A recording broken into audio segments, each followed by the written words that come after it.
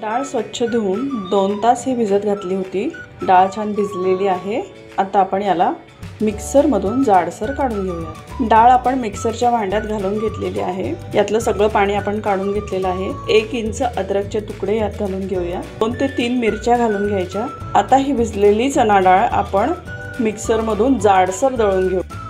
डाळ आपण वाटून घेतलेली आहे। आता याला आपण फोडणी देऊन घेऊया। वाटल्या डाळीला फोडणी देण्यासाठी मी पॅन ठेवून घेतलेला आहे। यामध्ये आपण 1.5 चमचा तेल घालून घेऊया।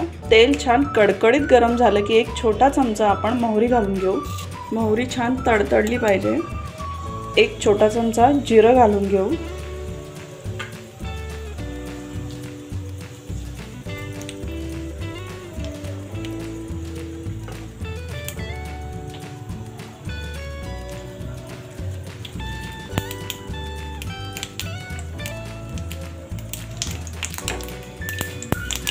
जिरी मोहरी छान तडतडली आहे। कढीपत्त्याची पानं घालून घेऊ। आता जी डाळ आपण मिक्सरमधून जाडसर वाटून घेतलेली आहे ती आपण याच्यामध्ये घालून घेऊया। गॅसची फ्लेम मीडियम ठेवायची। चवीनुसार आपण यात मीठ घालून घेऊ।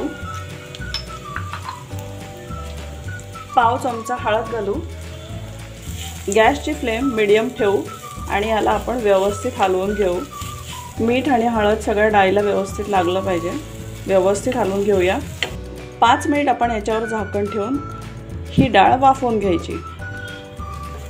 5 मिनिट झालेले आहे। खूप छान अशी मोकळी आपली डाळ झालेली आहे। डाळ जर कच्ची वाटत असेल तर आणखी 2 ते 3 मिनिट व्यवस्थित शिजवून घ्यायची। एकदा झाकण काढून हलवून घ्यायची आणि परत 5 मिनिट शिजवायची, म्हणजे एकूण 10 मिनिटं शिजवायची।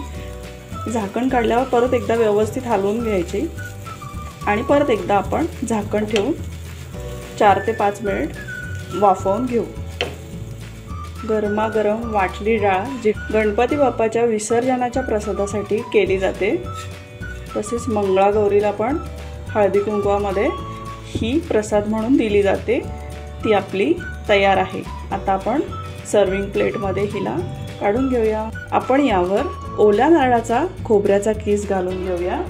थोडी कोथिंबीर घालून घेऊया।